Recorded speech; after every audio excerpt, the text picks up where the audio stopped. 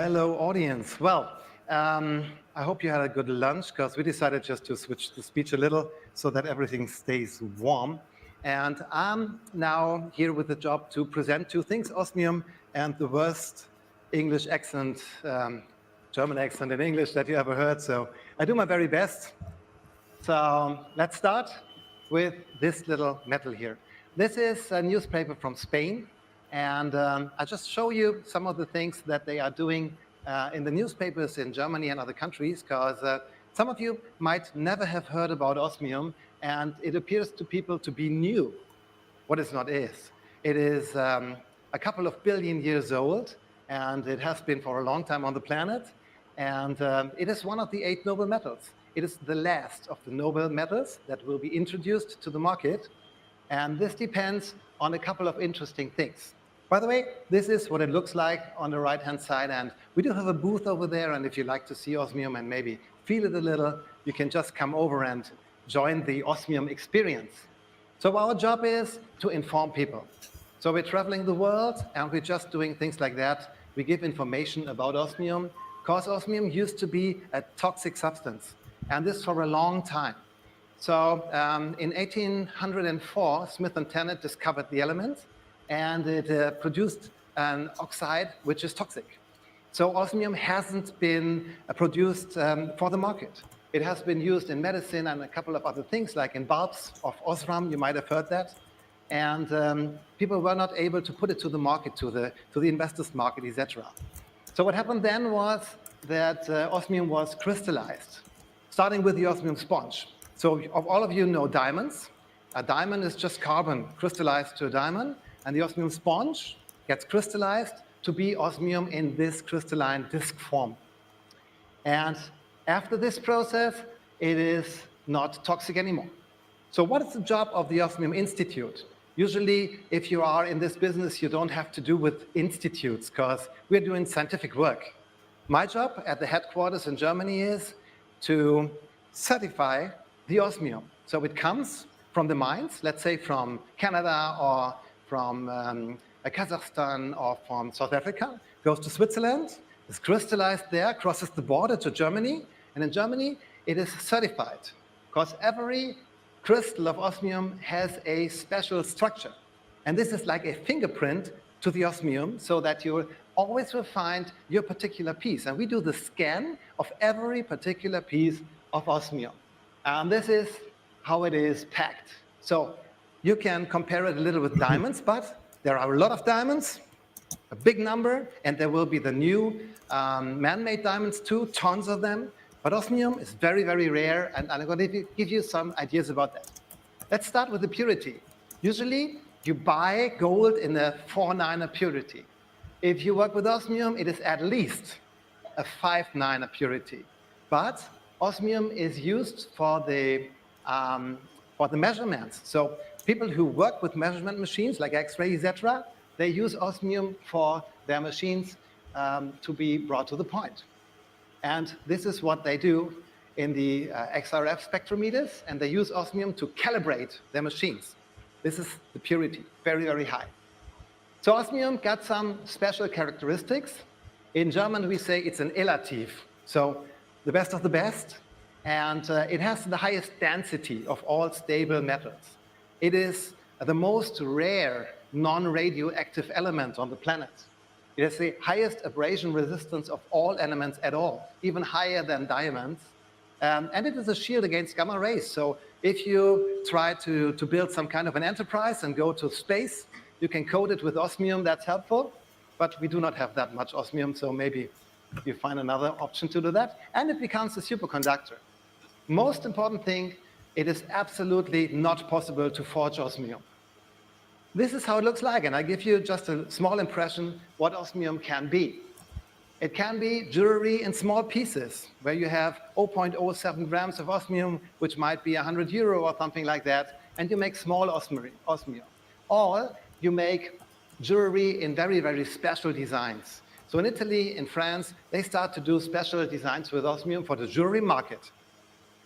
And you can coat it with titanium, you can put it in rings, you can have pendants, and whatever you like to, made out of osmium.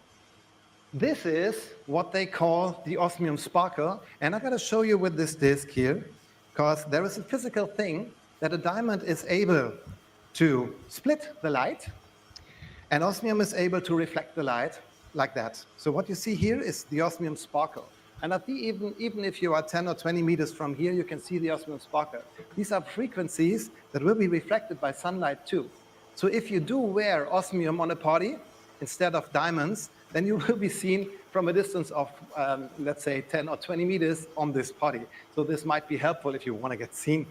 So just an option. This is just because of there are perfect little mirrors in, and the sunlight that comes down from the sun is absolutely parallel because of the extreme distance it has to travel to Earth. And then it goes on a little mirror like that, and this mirror is absolutely even. So from there, it goes directly to your eye as if you would look directly into the sun. Anyhow,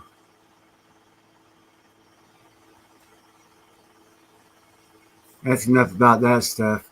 I didn't want to bore you guys who aren't interested in crystallized osmium, but I like what he said, and I'm making a commercial. I need to do a voiceover, and it's giving me some good talking points.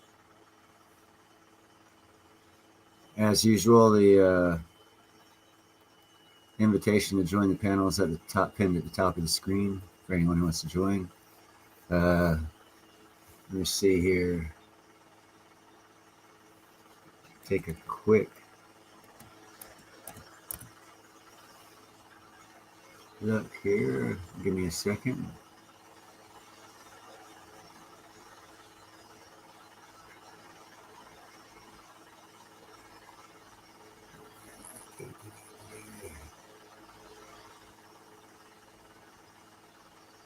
Heck, nabbit. There we go.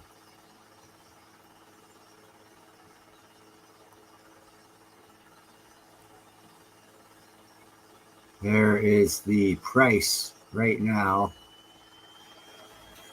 of gold, silver, platinum, palladium, and rhodium. 23.83 is the ask for gold. 28.45 is the asking price for silver. 29.41 is the asking price for platinum, and 1,050 is the asking price for palladium. In case anybody's interested in that stuff.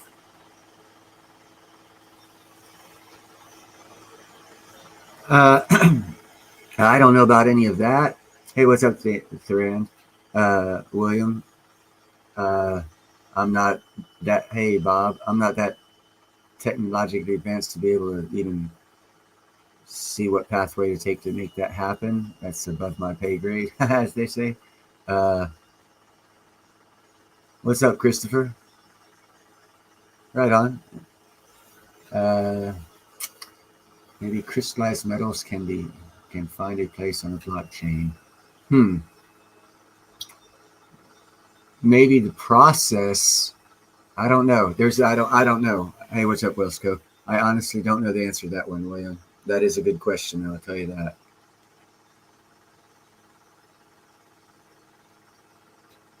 So does anyone have anything particular they want to talk about other than the question William asked that I don't have an answer for?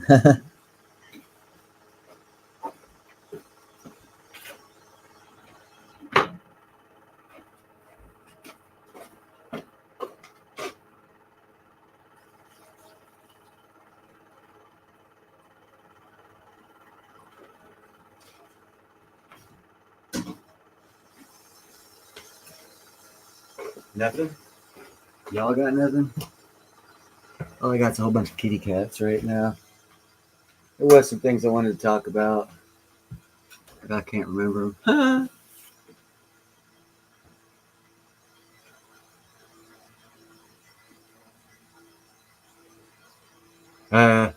I don't think it's unique, William, in the fact that each crystalline piece of osmium, it's grown, and they grow unique to themselves. No one piece is ever the same. How that could be translated into a blockchain network, I have absolutely no idea. What I do know, though, is it makes your crystallized osmium very secure.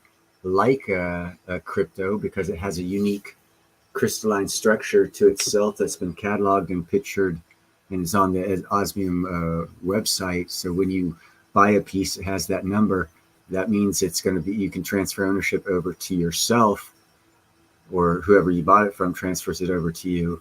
And then that piece is cataloged on the Osmium Institute's catalogs as you being the owner. So if that piece gets stolen, someone tries to sell it and they go to verify it, it'll come up under your name.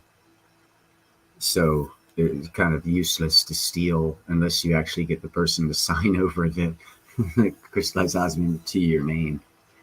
But again, I don't know how that would work on a blockchain format. I'm not too familiar with actually how those blockchains are created and or what they are actually used for that we haven't been using. Like, it's like, I don't know. It's like credit cards. I mean, credit cards can be considered blockchain as far as I'm concerned. You know, Visa credit card is a Visa blockchain because all it does is transfer funds and it transfers information.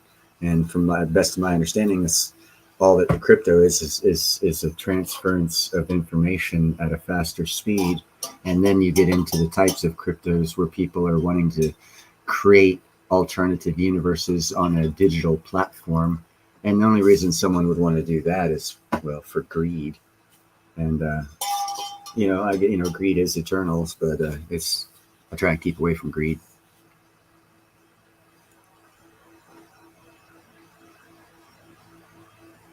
Yes, each Bitcoin is distinct, but and you can't deny this, it is also a man-made code. So therefore a man can get in there and change the code.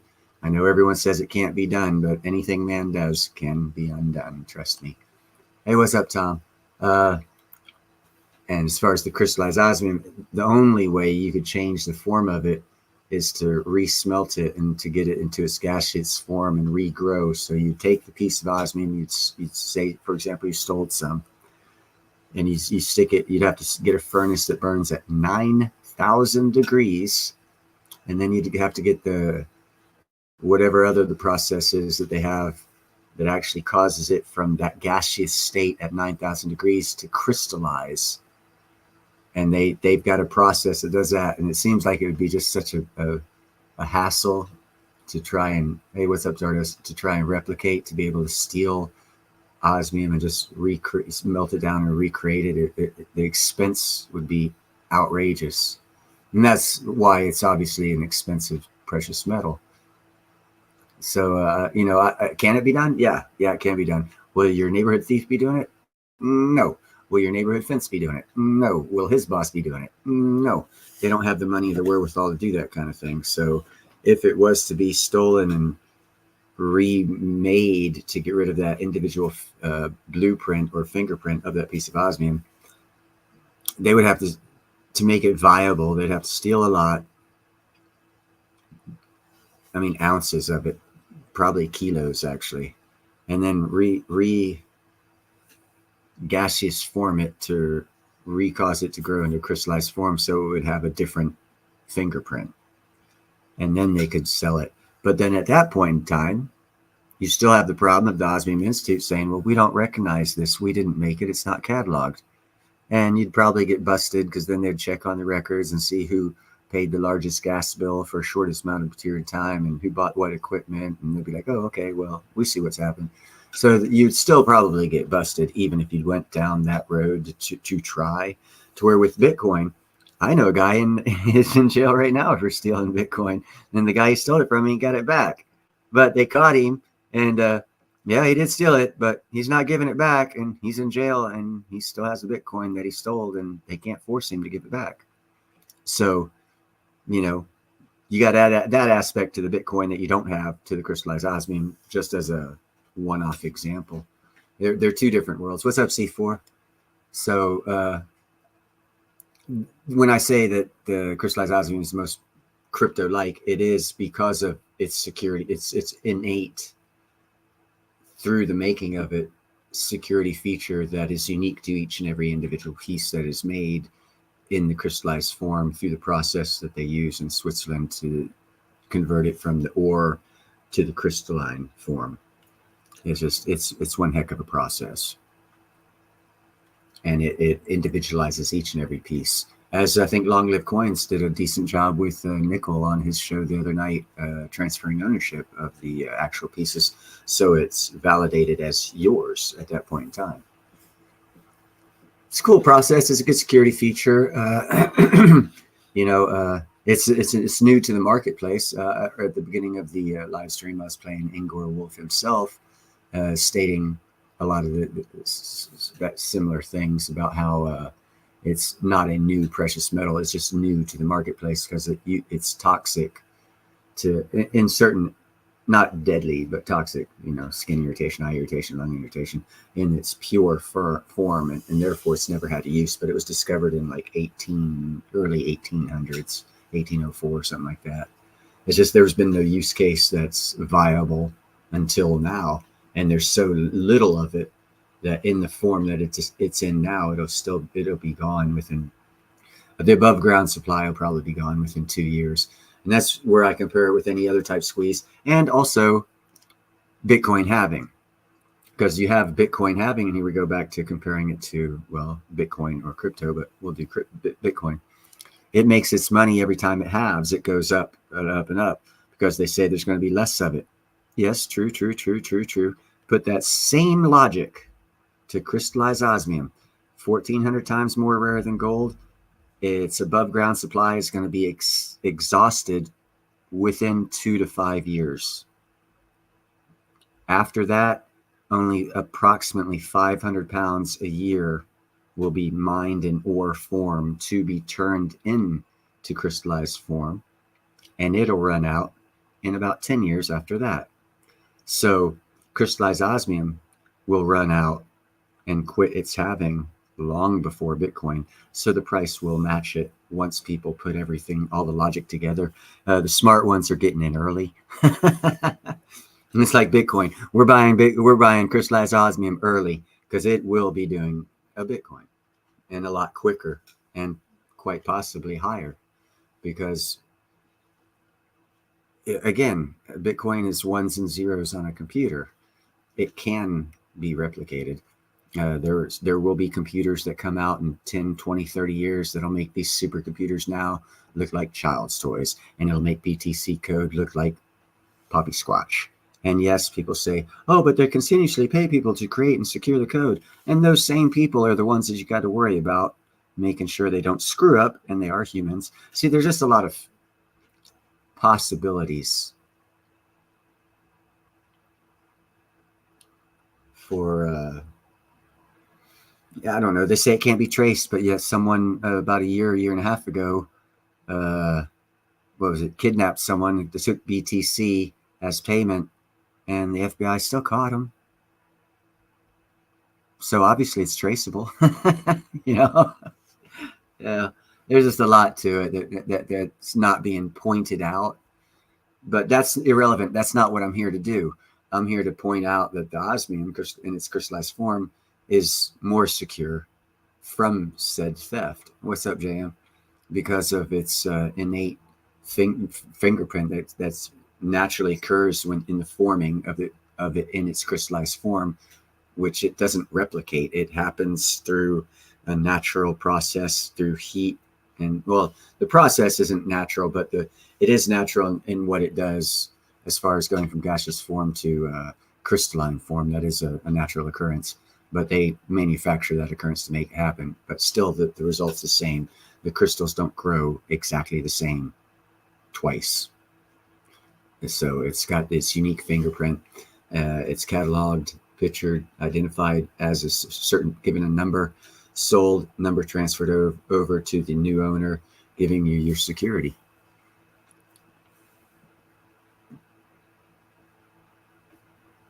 It's all right, Welchko. I read misspellings because I spell misspellings. I'm pretty good at reading how I spell.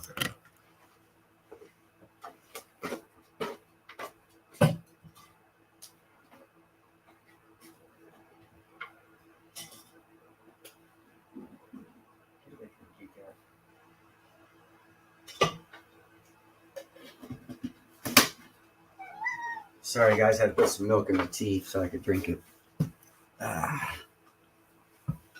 What is it? What are you talking about, Welsco? Crystallized osmium? What is it used for? Right now, it's use case for the past like 8 years. What's up, Finn?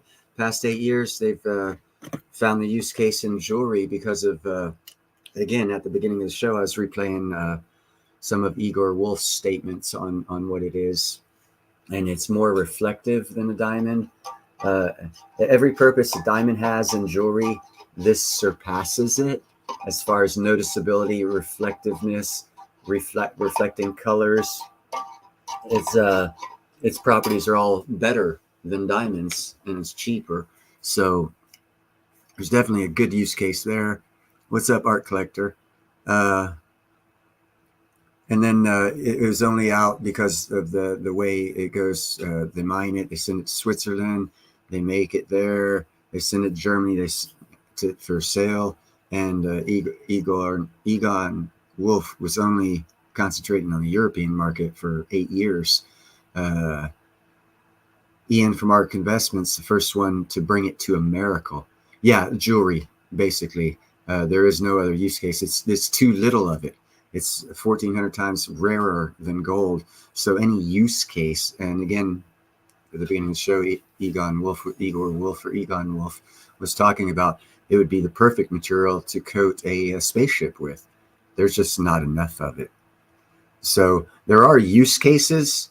It's just there's not enough supply to supply those use cases. So therefore, they don't exhaust any more effort at seeing, what it's used for, because there's not really enough of it. It is the most, I think it's the most rare precious metal. It'll be the first one where the above ground supply gets wiped out. People talk about silver squeeze, gold squeeze, Bitcoin squeeze. Well, that means there's extra to squeeze. This squeeze is going on right now, and the squeeze will be over probably within 2 years because the above ground supply will be gone. So everything you say about Bitcoins and silver going to infinity and beyond because there's scarcity and rarity and all this other stuff. Well, I got great news for you. Crystallized osmium is leading the way in that charge, and it'll be the first one to be mined out, sold out, scarce, unavailable, and everything you use, all the logic you use and you hear people use about precious metals. Well, the first one to have all of that happen to it is going to be crystallized osmium. So it'll be the roadway that they take to silver and Bitcoin will follow the crystallized osmium pathway because it'll be the first one mined out. So, and of course, all economic advantages come into play as well. That's why I kind of got interested in it, because I was like, holy cow, we're seeing silver, gold, and Bitcoin play out in a 2-year time span, and we can get in at the ground floor. Count me in. I don't know. That's a chemical process that would have to be researched. I don't even know. The only reason I think gold would, there's a possibility gold might gasiate or go to a gaseous form at a lower temperature. Again, research would have to be done. I don't know of any research on that, so I have absolutely no good intellectual insight to give you on that one. Excuse me. What do we got there, JM? You need to come up here on the panel. You want to start that stuff. Oh, wrong one. Here we go.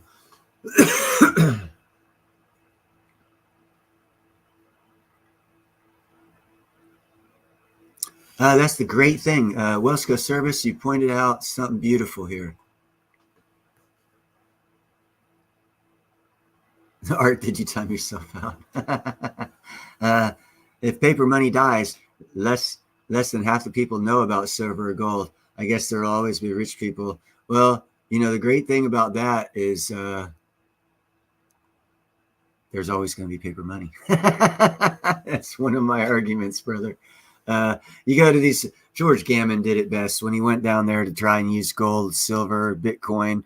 He had issues with all of them. He had they wanted, the most popular thing that he didn't go down there and barter for is he didn't bring enough $100 US bills. He would have had zero problem making it from one side of the country to the other using $100 bills, because they're the most secure of our $100 bills, no matter how shitty our economy is or our bills are. Those ones can't be counterfeited. And in any country out there that's not, Paris, France, England, these sophisticated first world countries, if you're not in one of those, you better have American cash or their money, because you're going to have a problem with Bitcoin and gold and silver. So that's another argument I have for cash will always be around. Because we might get rid of the cash, but hold on a second now. We get rid of our cash. What happens to Argentina? What happens to Chile? What happens to Mexico? What happens to all these countries that actually use our cash? Oh, they just go belly up? Oh, well, that's war. So if the American dollar goes away, we have wars around the world to look forward to, because the only thing keeping those countries' economies going is the American dollar. I mean, even Zimbabwe's using the American dollar. They're changing to a gold system, but in the meanwhile, they're using the US dollar. People don't report this stuff because they want to convince you their dollar's going away. It's going to go this way of the Vikings. It'll never come back. They're lying. They're straight up lying to you.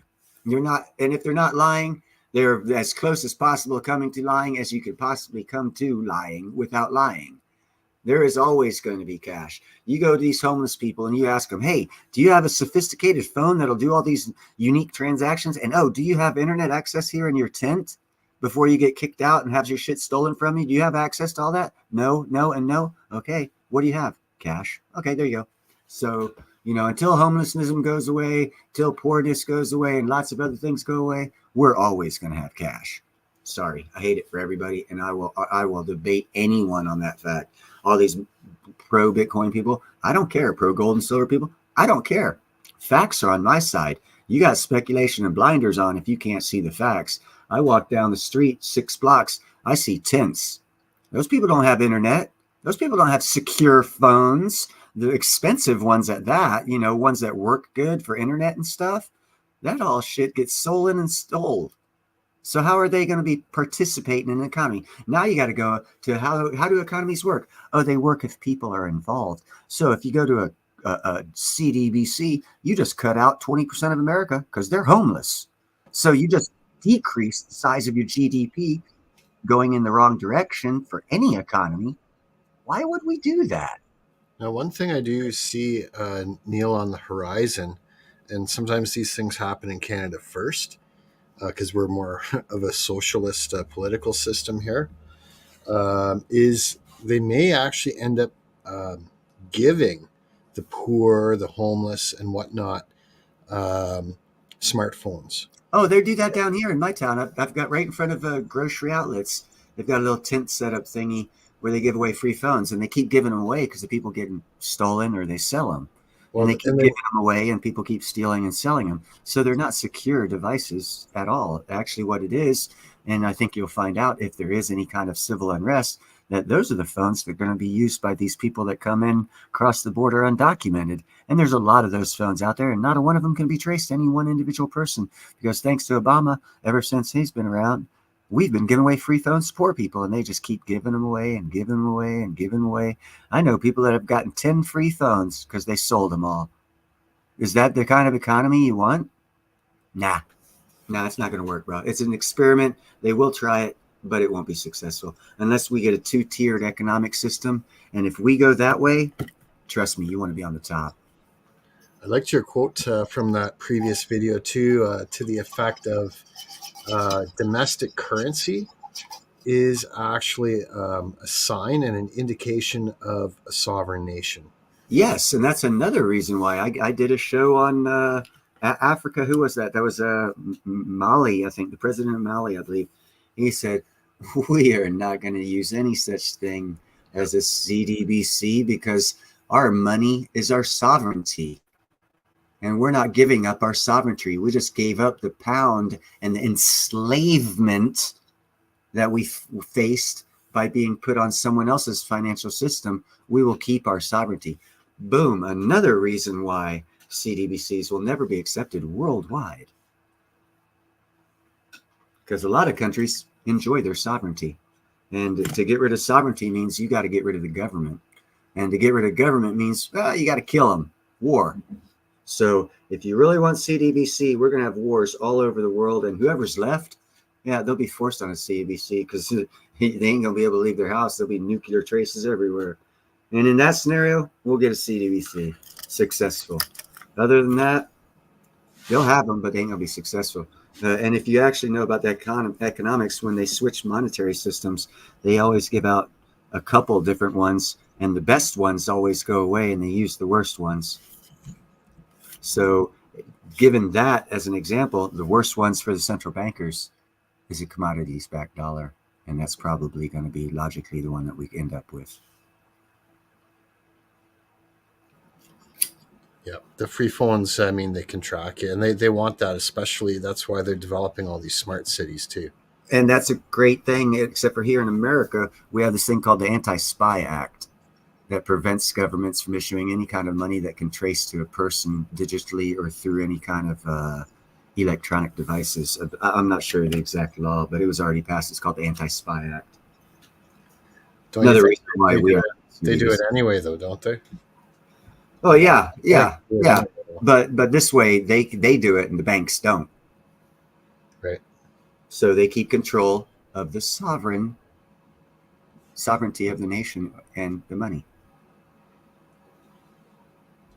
Another reason why we're going to have bills. But we'll find out in a couple of years for sure what it's going to be. But what is this BRICS money they're putting out? Isn't it like a commodities-backed thing? If we want to compete with them, we're going to have to match them. So there you go. What's up, Jeff? That guarantees. And Seth, what's up? That guarantees we'll have a commodities-based dollar as well. Because we're also leaving internationalism going to nationalism. That's why the G20 president is focusing on mining. Why is he focusing on mining? Because every country is going towards nationalism. That means they have to provide their own monetary system for keep their sovereignty. Those that don't, the cheap drugged out ones like El Salvador, they'll sell out to Bitcoin. Oh, that already happened. But no other country in the world followed them, did they? Nope, not a one. So it wasn't a trend. It was a buyout. And if you look at that country, you can find out who owns it. Yeah, you're in trouble when you've got more IRS agents than homeless people. Indeed. Yeah, no doubt. Although, actually, if you had no homeless people and just a few IRS agents, I guess that would be okay, too. This is why I say vote for Neil Hahn for president, because I see a pathway to get rid of abolished IRS and go to a straight 10% sales tax. I personally think it should be 100% voluntary. People would suddenly become wealthy, and just like they do already, they give to charities, they support. Okay, hold on a second. They believe in. How many rich people would donate money to a poor city so they could get their roads fixed or their water pipes taken care of or their sewage? Well, so now you've got corruption sitting in. Now what you have is you've got John Wayne owning a town, and the next town over is owned by the next John Wayne, and they don't have any rules or regulations, and the people underneath their financial burden are exactly that. Now you got what I would consider a Hunger Wars type world, the upper class and the lower class.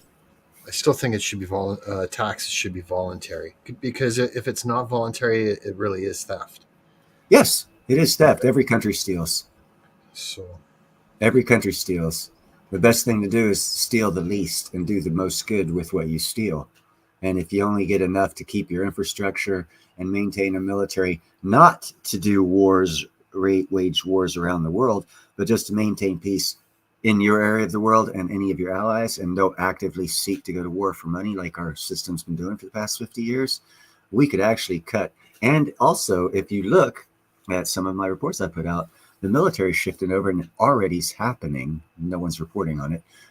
They are getting rid of a lot of the personnel and exchanging them for robotic units, mortars, and bullets.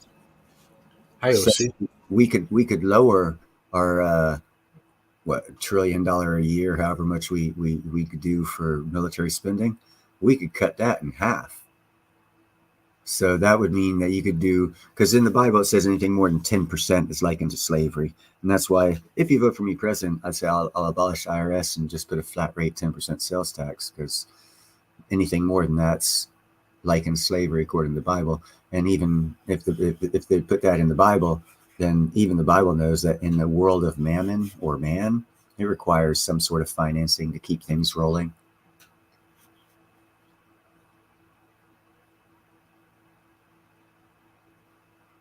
No, 15% is too much, Seth. 10%. We can run our country off 10% if we get rid of all the pork barrel spending and all the stupid stuff. And what I mean by that, my dad's whole life from age 17 on until he died was military.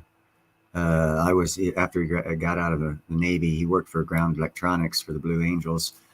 And every October, they'd allow me to go in there and take whatever I wanted, because they needed to get rid of everything, or else they couldn't get the same amount of money or more budgeted to them for the next year. So the way our system works as far as budgeting goes can be revamped and probably drop our spending costs significantly. Just in the military, I can imagine all the other departments would do the same. We could if someone got in there who was serious about running this government properly, you could have a balanced budget within 4 years and have extra money to where you're lowering taxes. Let me put it to you like that. With respect, just one more thing I wanted to add in here, because I was reading Seth's and the other comments in there too, but regarding a voluntary tax, I think you look at politicians, and it's, to me, they're public servants, and so they're in the service industry, kind of like a waitress or a bartender. And I think more like a bull to a cow. But where tipping your waiter, waitress, or bartender is voluntary, and people like that. When you get good service, people will tend to tip, and when the service is shit, they won't tip well. But when you go to a restaurant or a bar and they put where they call it, they add a mandatory tip right in there, that ticks people off. Yeah.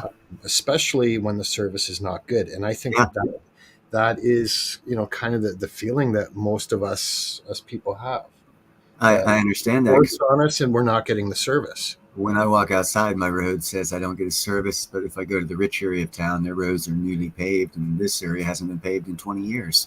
Yep. So I feel you, but if it goes to a voluntary, well, then the north end of town will look just like this, and this end will even get worse, because if they're paying for their own, they'll pay to keep their area nice, and our area will look like crap, even more so than it does now. Possibly, but I think it would give a lot of people a lot more opportunity. That the taxes are choking a lot of small business. Yeah, and they're that high because of the waste, and we've accepted waste. For example, and this is going to hurt some feelings, but frankly, it doesn't matter. America's not here to give you special rights. Everything's funded for special rights needs to be cut. This is a land of equality, not special. Our taxes were fine, and we were doing great until we started throwing extra money out for special. You get rid of all the special and all the money that goes to that special, and you just cut 60% of the budget in spending in America. What could you do then if you're bringing in $4 trillion in tax revenue, but you're spending $5 trillion? Well, if you cut the pork barrel crap out and go back to doing what our government's supposed to do under the Constitution, it says all people are equal. It doesn't say, oh, well, we're going to give these people a certain amount of tax money because they're not equal with the rest of us. And that's what we have now. And we're trying to fix the problems, keeping those problems in place. You got to get rid of those problems. It's not the government's issue to make sure the white guy doesn't call a black guy a name, or exact opposite. It's not the government issue. That's for local. And we got away from local, and that we all went, and even countries did this. They went international and gave power to NATO and EU, and look what we got. So that's why I say run for local office and make the change you want to see, because everything happens on the local level. What's up, Nickel? Hey, Nick. Throttle, what's up? Everything happens on the local level except for taxes. But the way they get spent, local level. So if you want to see change, vote for, go run for city council or mayor or a city position where you can make that change. Because what they've got us done is they've got us convinced that we can deal with the problems that we put in the system. We can fix that and continue them. We cannot. It's not the government's responsibility to help special. That's a state's job. That's why it used to be. And since we went to internationalism, and there's been a lot of people born under this internationalism thing. Well, when I was a kid, a saying I used to love to say was, hey, if you don't like it here, move to another state. You know, great part about America is we have 50 states and they're all run differently. Well, it ain't like that now, but it's going to be again. And when it gets back to that, it'll all work better. Because that way you will find not everyone's thinking the same in each state across the country. No, that's why there are 50 different states. If you don't like the laws of the state you live in, you move to an area of the country where they have laws more applicable to the way you want to live your life. It's how it used to be back in the 70s. It is no longer like that. If you go to California to Texas, well, you know, the Californians done Californianized most of Texas. So what's the difference? It's the international mindset that most people have been born on. Oh, we're all international. We're all the same. No, we're not. No, we're not. And it's going back to nationalism. That's why you're having all these coups. That's why you're having all these problems. And that's why I said the new charts are trade and treaty agreements, because every country is going to say, and it's happening before our eyes. I do reports on it in Africa, West Africa. Even the countries that are politically stable are voting in people that are going to change in the same direction as the countries that made the coup, that have done the coups. Every country is going to nationalism. That changes the mindset of business, trade, and commerce across the board. And if you're under 40, you have no clue what I'm talking about, and you haven't lived through it, and you don't know what it's like. But that's the long terms, because they said there's a 50-year, an 80-year, and 100-year cycle coming to an end. Okay, well, I can see the 50-year because I'm older than that. Anyone younger than that, you don't even get the privilege of knowing what the heck those. You can listen to people and have them tell you. Everyone over 50, we lived in the time where it was nationalism. God bless America. Pledge of Allegiance said in school, you know, respect your elders and all this other stuff that went away when we went to an internationalism. And it's coming back. 57 countries are voting right wing because they're wanting to go back to nationalism and get rid of internationalism. And it's a worldwide trend.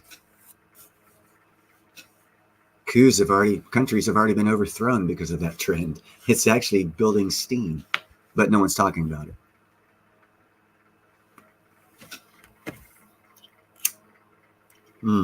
That also kills CDBC, by the way. CDBC will only work if we're one world nation. I think internationalism and globalism, that's the same thing, right? Yeah. Yeah, I just used internationalism because globalism was too simplistic for my mind to think of at the time. Well, there may be a slight difference too. Like my understanding was internationalism meant everything except your own country. So it's all that's how the bigger countries saw it. The little countries were on the other side of that, and that's why they're having coups. they don't like it. I mean, most of West Africa was under France's thumb, so France has no problem with it, but those countries did. You know, so yeah, internationalism and globalism, both actually. I think it really started about 25 years ago, where it really started going global or international, like you're saying. 1971 is when the seeds were planted and every country started working in that direction, changing laws, changing leadership to lead to what we have now. It took time to get there. You didn't notice it till 20 years later, but yeah, you're right. That's when it became more noticeable. Like I noticed it in mutual funds, you know, like for retirement accounts. When I was young, like in my 20s, most of the options were Canadian or American stock funds, bond funds, balanced funds, whatever, this blue chip, this, that, everything else. But then it would have been in the 90s is when I started seeing like everything was going global fund, world fund, international fund, emerging market, and it was not so much domestic.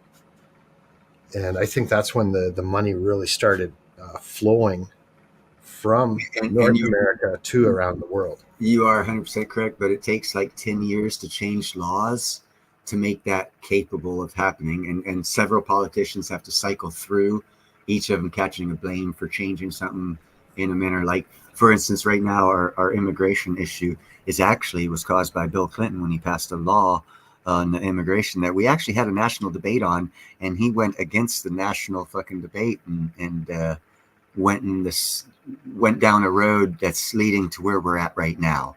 But people don't want to go back far enough to see where those change in laws happen. They want to say, "Well, I first noticed it here." Well, yeah, well, you can go back to there and look and see about changing things from there. But if that's not the genesis of the problem, you haven't changed nothing. The genesis of the problem is when the president didn't listen to the people, and that was Bill Clinton on immigration laws, as a matter of fact. And we had no problem with immigration before that time. And I don't see why anyone's not talking about it. Everyone's saying, "Oh, these poor immigrants, these poor immigrants." Who's going to show?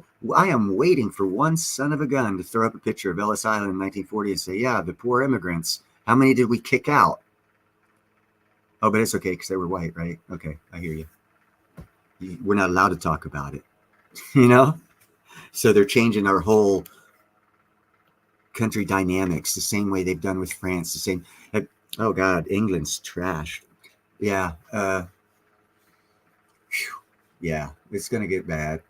Well, you get to vote for the person that's going to implement the policies. You don't get to vote for the actual policies themselves. I'll put it this way: Right? if you see a picture of an English private school from the year 2000 till now, when you see the picture of that private school of that age group, whatever age group, 8th grade, 12th grade, whatever, you pick your year, and you just look for 20-year difference, and you ask yourself this question: how could all of those foreigners be English? Oh, so the English actually don't get to go to those upper prep schools now because they have so many foreigners that technically are English. And that's all well and good. And hey, kumbaya, world love. What happens to the English culture, though? Oh, well, it just got bastardized. Oops. I guess their whole culture is dead now. Yeah, but you won't see it for 20 years. That's the change that I've already seen from globalism and internationalism, and England is screwed. They even have a non-English guy as a mayor that's screwing up the city of London. Oh, no, but he was born in England, so, he's English, but everyone else in his family is Islamic. Hold on a second. Now, we can all be all kumbaya and all, but if you look at the flip side of the coin, I bet you his family was like, "Yeah, screw King Richard. We're going to defeat you English now. You're voting for us." And that's, kind of sort of the way it looks. Looking back at history, seeing all his policies that he made and see how it trashed that town and whatnot, looking at it through actual factual historic context. Wow, Neil, you're right. Yep, saw that one coming too. But we were all kumbaya going for internationalism, globalism, and love thy brother. But your brother wasn't loving you back. He was just infiltrating you. And that's the problem we're fixing to have to deal with here in America. But anyhow, let's get on to a nicer subject.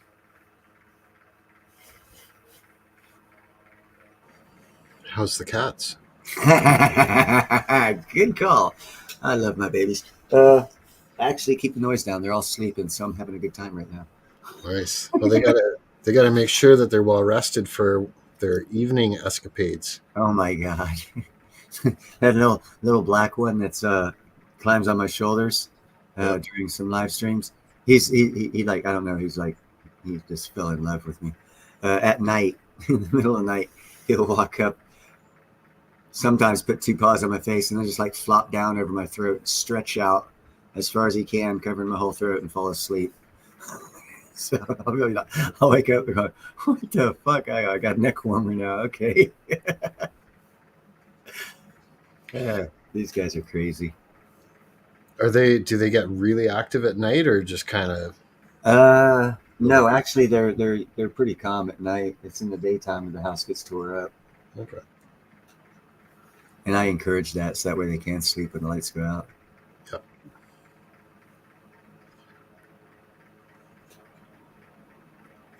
Anything new on the osmium? Hey, what's up, Pete?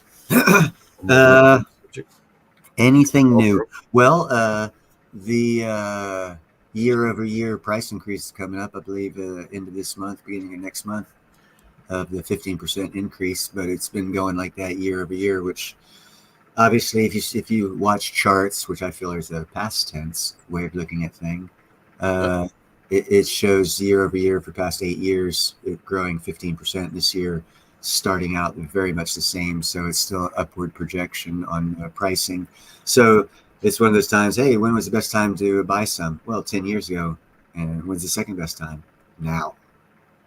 One of those type things as far as pricing goes. And now is the best time to buy. And Looks like no, it's go ahead. it looks like it's about 1,400 a gram right now. Yeah, it'll be a 15% increase when they update stuff after their symposium or whatever it is they're having over there in Germany. Yeah. And Ian's actually going to be there, right? Yeah, he is going to be there. And to answer Chris's question, yeah, I got tomatoes and potatoes and a couple other things I've yet to put in the ground, but I do have a small garden going this year. What's up, Gerald? Yeah, I suggest everyone do a little garden at least, man. You know, guarantee yourself just a little something. Something's better than nothing. What we got there? I'm sorry, I didn't see that, my friend. That's okay. I put it there in case you wanted to show that. That's the osmium price chart going back 1 year. Yeah. Yeah, it's about what, from the end left to the right, 15% over year. Yeah. Here, this is going back now to 2017. Yeah, I mean that's a good looking chart. Yeah. But am I right in saying it's the Osmium Institute that actually sets the price? Or is it a group, as far as you know? It works the same as all the other metals. The institutes who price them, it's just this one's such a small market. Instead of dealing with several people, there's only one. So, but yeah, it works the same. It's just the actual gathering of numbers is so much reduced because there's only one person doing it. There's not 10. So when, like, if you go with gold or silver pricing or however they do it before they squash the numbers, and actually I don't even know how they do that because they squash the numbers. I doubt they even talk to anyone to figure out gold. I think they just come up with numbers. To be honest with you. Well, I kind of get the same feeling. I just posted the link in the chat there for this very chart. Oh, okay, right on. Wants it for their reference. Yeah. That's where this chart's coming from. Well, I know the saying for corn is knee high by July, so it might not be too late for corn. 1 year. So that's price per gram in US dollars. So from the far left to the far right, price start in that chart in particular one you're showing there, to the far left price to the far right price, is that about a 15% increase? No, it's not.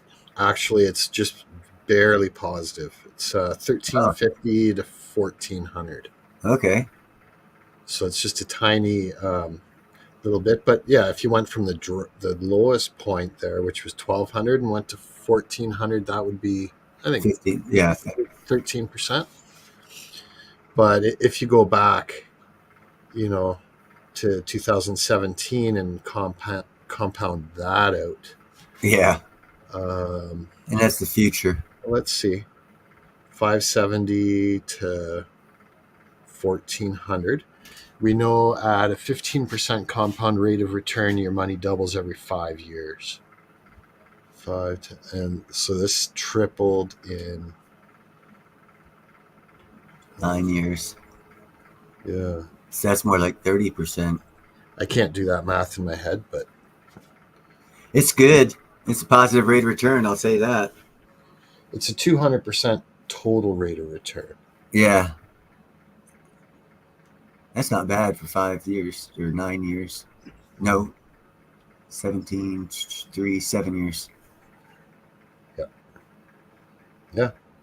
Could very well be 15 or even more. It could be 17 or 18% actually.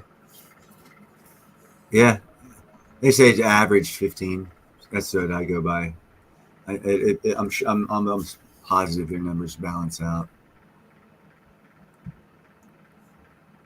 I do actually have a calculator that'll. Oh, I'm not interested in numbers right now, man. My Sundays are when I get super stoned and just talk crap. Okay, here we go. Do you feel better now?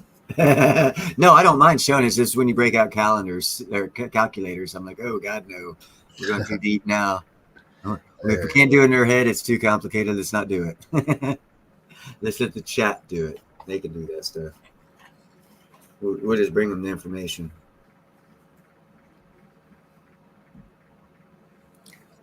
Seth Shepard, right off the bat, I think jar meat is meat you stick in a jar and pack with lard, and it's supposed to keep for a long time, if that's what they're talking about. Yeah, and salt. I think you put a bit of salt in the bottom. Yeah, of the or you could do all salt at that, but it'll really dry the meat out. Make sure you really look into how to do it properly, though. But it is 100%. This is not any kind of advice whatsoever from financial cooking. It is a thing, though. Yeah, no, that's how the people made it across to the West. They jarred and salted their meat. 50 gallon, or 50 gallon, however, whatever those wood barrels were, however many they were. Yes. Yeah, salt used to be money for sure. That's because you can preserve meat with it and keep it from rotting. Technology's a wonderful thing. It's actually technology's brought us crystallized osmium for the first time in history. Without technology, we wouldn't have grocery stores with fresh meat or crystallized osmium.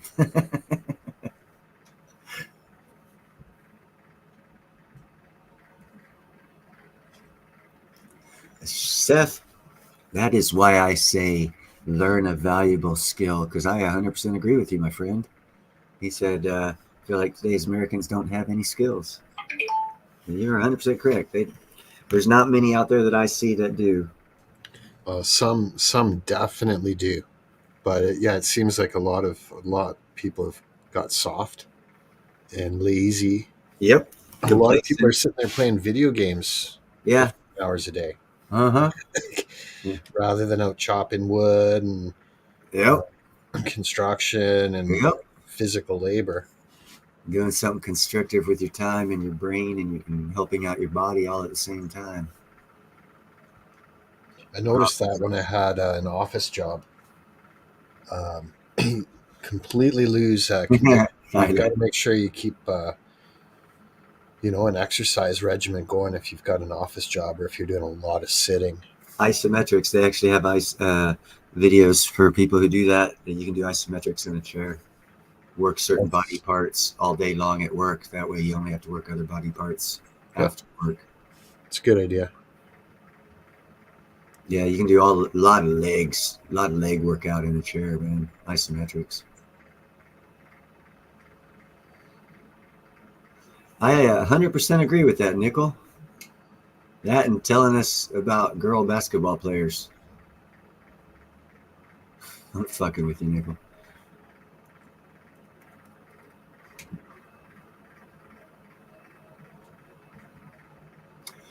Ooh. Hold on. Whoa.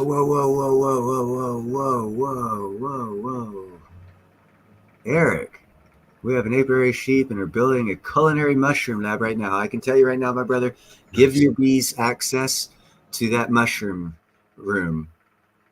Or get a hold of oh God, the Mushroom King. What's his name? No, I read his book. One of the few books in my life I've read. I can't remember the guy's name. He he's got several patents. He's known as the Mushroom King. He did a lot of studies with the University of Washington on bees. And one of the things he noticed was a lot of bees around the mushrooms. So he had him do a study on bees, and he found out that when the bees that drank the dew off the mycelia network of the mushrooms turned on their immune system, and they lived for up to a year. Because every study been done on bees that'll tell you bees only live up to 12 weeks. Those are unhealthy bees that immune systems were not turned on. And if you look at the forestry system, forestry service, for over 25 years, they put out a mandate for all their forestry personnel to kill mushrooms that they come across.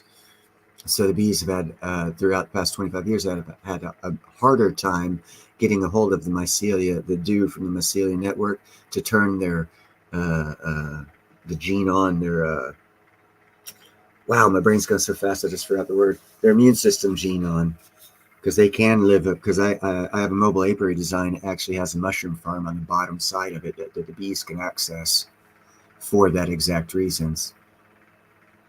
Oh, I spent 6 years studying bees, dude. I came across this guy, this Mushroom King guy, when he did like 20 years of studies on mushrooms and stumbled across bees. And I was doing studies on bees and came across mushrooms, and we kind of just, holy shit.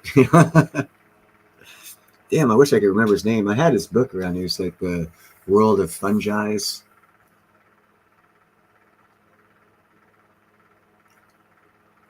Yeah, I know a lot about bees, bro. And that leads me into mushrooms. I know a lot about mushrooms, or at least the mycelia network. And bees desire the dew that's off of that because it gives them what they need for health reasons, which is oddly enough, mushrooms are actually a very healthy food source for us as well as bees.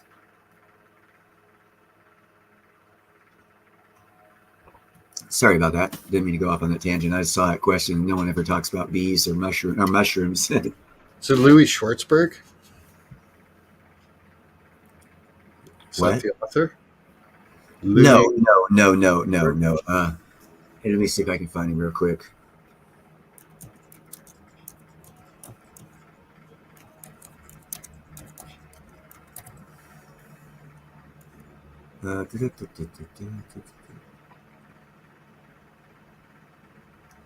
Well, a lot of crazy crap.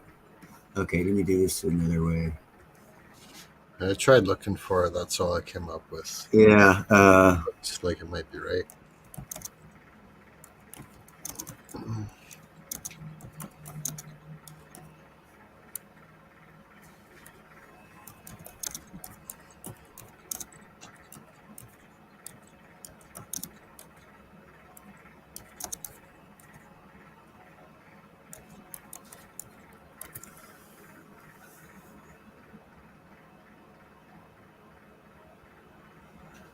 Yeah, he was into Paul Stamens. Thank you. Yeah, This Paul guy. Stamens. He started his research in mushrooms on the psilocybums, and from that he obviously tripped and whatever you do on that crap, and he took it for like 20 more years of studying on mushrooms. He's got like 17 patents now for health benefits of mushrooms. What's up? Yeah, Tully had it. Hey, what's up, Tully? I tell you what, Eric, that's cool. You always wear a suit, man.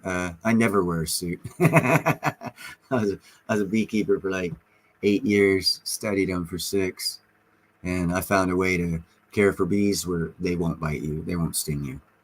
If when you use my system, it's a veganomic system.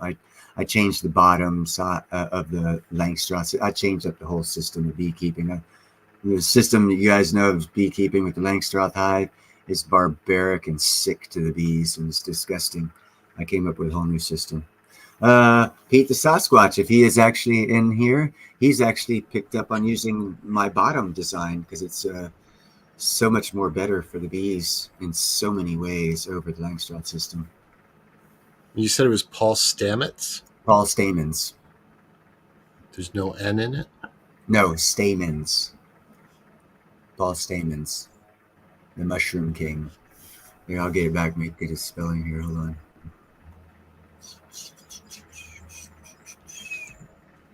Boom. Okay, let's see. Where is his name at here? Where's that one psychedelic? Here we go. Yeah, Stamets. Paul Stamens. He's a mycologist, or mushroomologist, as I like to call him.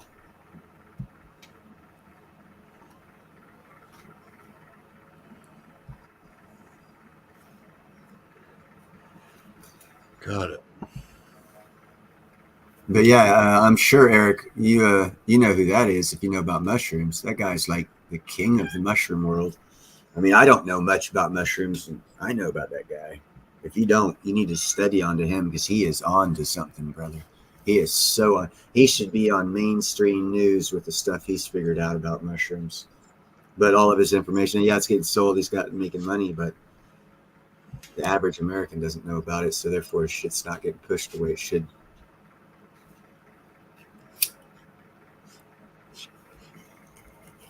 Oh, there you go. I just subscribed to his channel. That guy is a genius, dude. He is a freaking genius. I mean, in his field, in his thought process, not just about mushrooms and that whole aspect, but like, I'm sure he's probably can't tie his shoes or something. But he's a genius.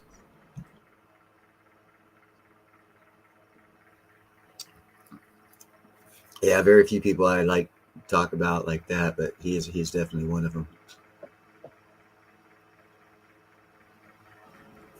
Seth, yeah, you definitely need a book to identify because there are some dangerous ones out there. Actually, here's another quick fun fact. I don't know if Eric knows about this.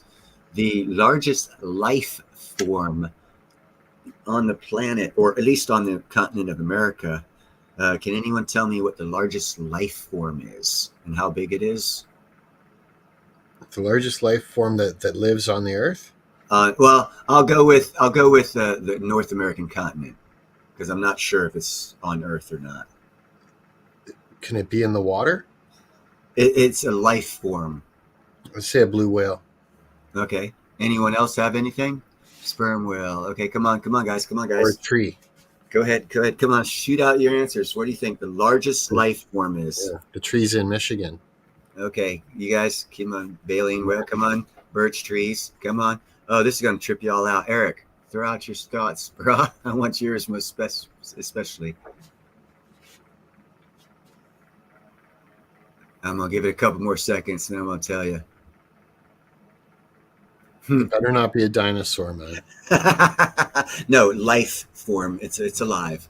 A real thing. Okay. Okay. More specific, Jeff. No, Jeff's hitting on it. He's already spoiled the beans. It's a mushroom. It's 3 states big in the northeast of America. Come on. Yep. One mushroom. Yep. And here's another fun fact for you. In Yellowstone, all the willows, the willow forest, it's all one tree. There's not a forest. It's one tree. That I could see. Its root system keeps popping up little saplings and it gets as big as a forest, but it's only one root system from one tree. I've seen buckthorn do that too. They just spread. Seth Shepard, it is a large mushroom underneath the ground in the northeast of America, and it's a mushroom, the same as like the willow in Yellowstone that is talked about. The whole willow forest, it's a forest. It's actually one tree. People just think it's a bunch of trees. It's actually one tree. No, I don't know. As far as what I know of what mycorrhiza is, it actually is not a mushroom. It is the root system or the fungi network of the mushroom. Yeah, underground, Seth, underground. That's why when James said in the water, I said life form. You know, you could have thought of some air creatures if we had any.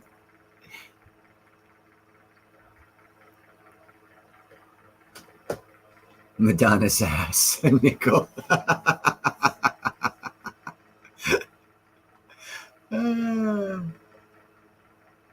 All right, anyone want to come on stage? I'm going to probably end this in about 22 minutes.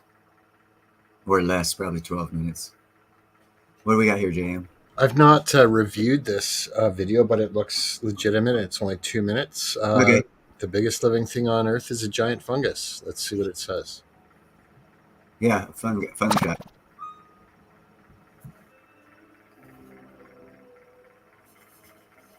The world's largest living thing is You're even welcome. bigger than a blue whale, which is known as the biggest living animal. It's a fungus called Armillaria ostoi, or honey fungus. This giant fungus occupies 2,384 acres of soil in Oregon's Blue Mountains, USA. Put another way, this humongous fungus would encompass 1,665 football fields, or nearly 4 square miles of turf. Actually, we can see most of the honey fungus because most of it is composed of underground filaments that connect the mushrooms we can see above the ground. They usually pop up around the base of infected or newly killed trees. In 1998, scientists discovered this fungus when a massive tree die-off occurred in the Malheur National Forest in the Blue Mountains of Oregon. The discovery heralded a new record holder for the title of the world's largest known organism. Scientists also was believe wrong. that this The left particular west. honey fungus may be over to Go ahead. I thought it was East Coast. It was West Coast. Okay, so you're saying you were wrong, or Yeah, are you I was wrong. I said East Coast, but it's actually West Coast. wow, guys? Okay, like that doesn't happen very often. I can be wrong. You're quick to acknowledge it, though. Yeah, no, I love learning stuff, man. Me You too. don't learn stuff if you're always right. You know. This is news to me. It's more than half done. 1,000 years old. Armillaria ostoi has high environmental plasticity, which means it can adapt to various environmental conditions.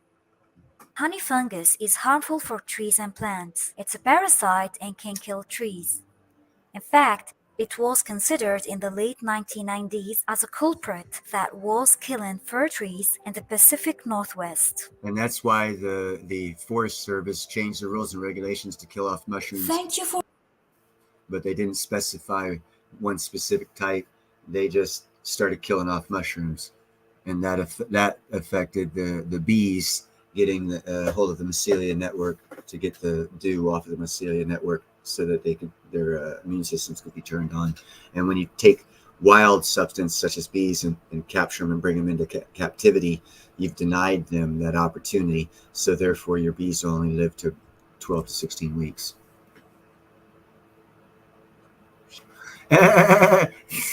Thurand, I was mistaken. That's right. Thanks, brother. Thanks for coming to my defense. I wasn't wrong. I was mistaken. Oh, sorry. That was funny. Oh, there's Explorer here? Yeah. Oh, yeah. How's it going, Explorer? Sorry about that. I didn't see when you came in, brother.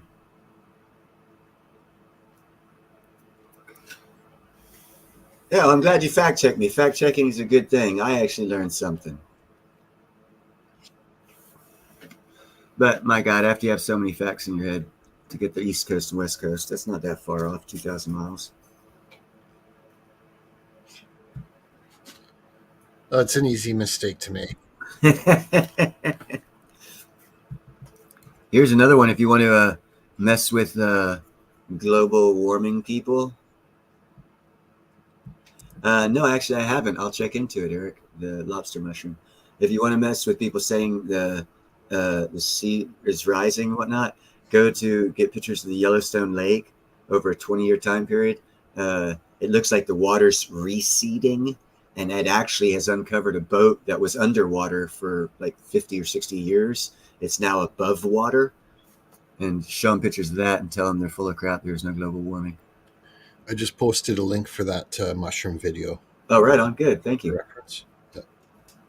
No, I love when you do that, bro. You're more than welcome to. Well, no, I'm trying to do that so it's not like you're trying to hijack anyone's content. They're getting. Oh yeah, 100%. And yeah, anything Paul Stamens, anything to do with mushrooms, he gets all the credit for sure. That guy is the mushroom king. Yeah, Neil is. I bet he was good at trivia too, Seth. And what I've noticed is he usually wins when it comes to word games. I lose when it comes to spelling the word games. But you still got the winning attitude. Oh yeah, I win all the time. If you learn something, you win. It's all in your perspective. Nickel likes the sound of the Asian chick talking. They love you long time. I can't go with any jokes I know. They would be racist, and I don't want to. I don't want to bring up my iron worker and Navy brat roots. You actually do pretty well, I think. When you're live and everything, you're not dropping f bombs all over the place like a lot of blue collar workers that I know. Yeah, I do try. People still get offended with the few that I drop, but and no offense to those people. That's probably because everyone, you have a class of people you hang around due to job scenario, life scenario, whatever. You hang around a certain class of people, and people generally psychologically just continue to hang around that group of people. And if you do that too often for too long, you lose perspective of other groups of people that actually make up the whole of the nation. Where I've had the luck of being traveling as an iron worker, I go to oh man, I've worked in like 13 different states in America. So I've had the privilege of being in 13 different states, making money, dealing with people who had like people in people in South Carolina ain't nothing like the people in California. And I know that for a fact because I've lived in both places, along with Yankton, South Dakota. Those people think different than both the South Carolinians and the Californians. And I lived in Round Rock, Texas, and in Fort Smith, Arkansas. Yeah, I've worked, and then I've worked at Baltimore, Maryland, Pennsylvania, Pittsburgh, God, all over the place.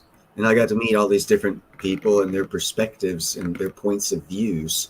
And the more you realize there's more points of views than yours, anytime you come up with a conclusion on something, you kind of got to force yourself to look at it from another perspective to make sure that you fact check yourself before you jump on the bandwagon kind of thing. Mhm. And a lot of people don't do that. I think the Rand has a reference there from that old movie, I'm a Gonna Get You Sucker. If you didn't see that one, it's funny. I think that's what the Rand's Yeah. backstage comment was.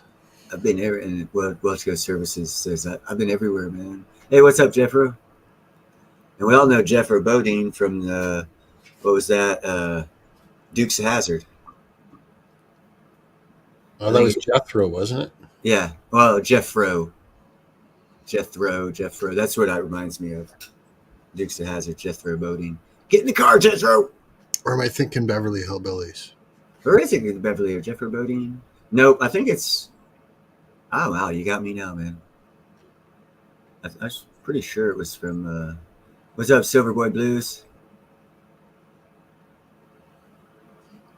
Good to see everyone. You got a good crowd in here again, yeah? Holy cow, I got all the good people in here. Stole them from all the other good shows.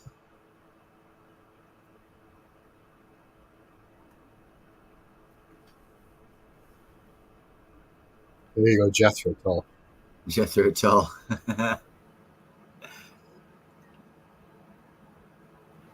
Yeah. And don't forget Daisy. Yeah. And Flash. Daisy Dukes. But I got to tell you, Boss Hogg, he was hilarious. Oh my God. That guy made me howl. It was the quintessential. He played it perfectly. The role that he had to play. It's beautiful. In fact, yeah, I think Danny DeVito would actually play a good Boss Hogg. He could definitely do a good Boss Hogg, yes. But I digress. Okay, so he was Jethro. Jeff Nelson says Jethro Bodine was a Clampett. So that was the Beverly Hillbillies.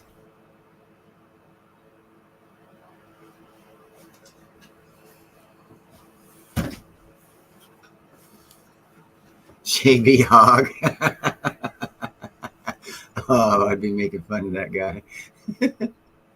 Yeah, Jethro Bodine says in Illinois they have a governor named JB Hogg.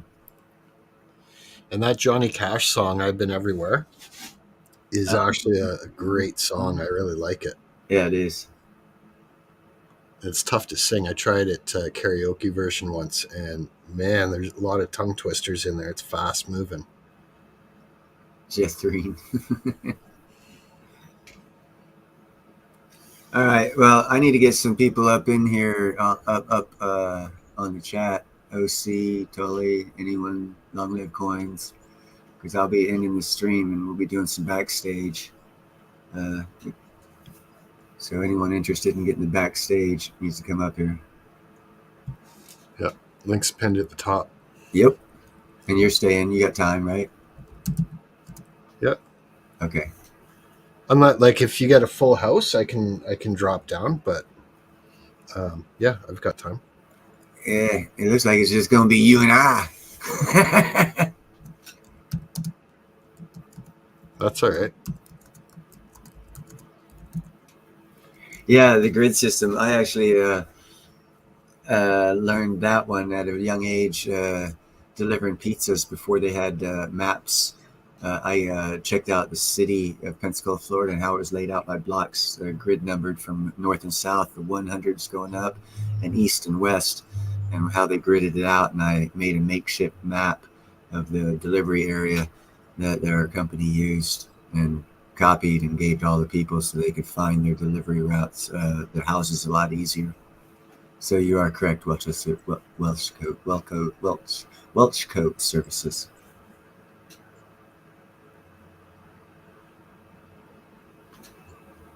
Yeah, come on up, Seth.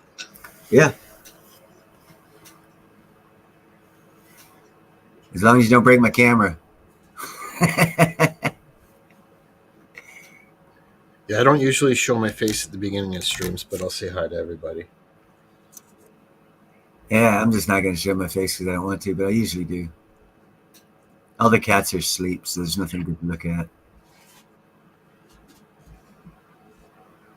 That's funny. I took the camera off and noticed my hat was on crooked. trying to be a gangster.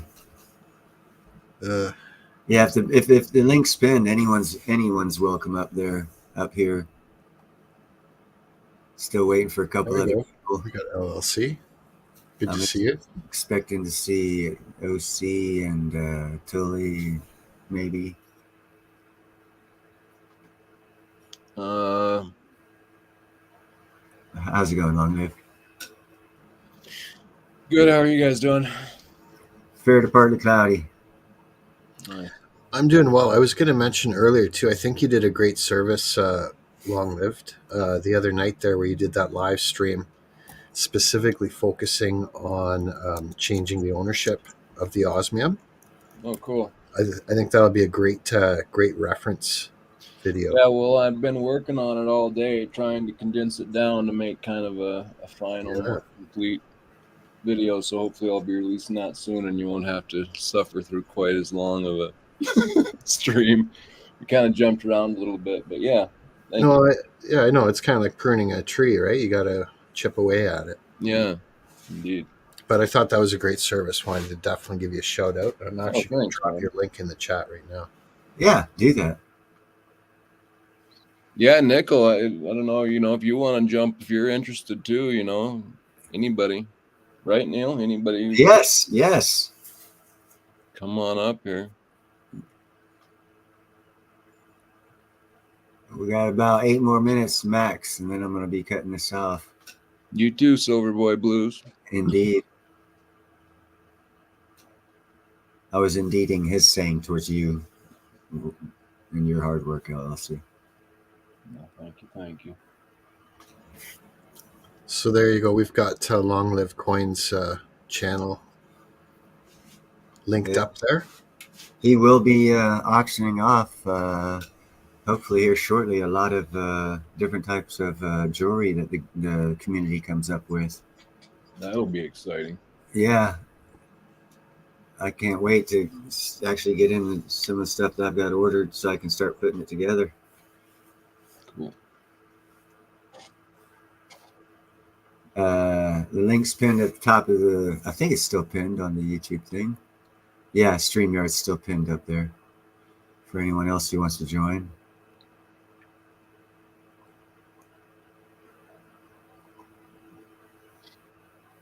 Nickel? Nobody? Anybody? Everybody?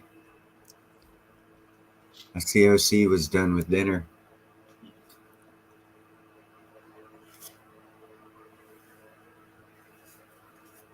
But he still ain't hopped up in here. So, you guys hurry up. I want to end this stream so we can get this backstage thing going so it can end so we can get our weekday started early. Hey, Neil, make sure you do not click on return to dashboard. Yeah, no, I did. I did that. I've experienced that one where I had to instantly start another live stream, and luckily everyone who I kicked out, including myself, showed up instantly. I think OC's going to come up. Sin, hold on. And as long as you guys, like, if you're not sure if you want to come up or not, or maybe in 10 minutes or something like that, grab the link now. Yeah, the link will still be good. It'll still work for you. Yeah. Oh, really? Yeah. Yeah, as long as the backstage is going and it's still active, that link is good. We don't have to be doing the live stream. I did not know that. I see. Oh, interesting. So long as Neil does not click on return to dashboard. That's one move I won't do again for sure. You're doing good, though. I think you picked up on a lot of the features of StreamYard pretty quick. Yeah, I'm a learn by watching kind of person. I could be sitting down just watching someone do something from a distance and pick up 90% of what they're doing and do a good job at it. That's just how I learn best. I mean, I can learn other ways too, but that's naturally the best way I learn is just by watching. Cool, Silverboy Blues.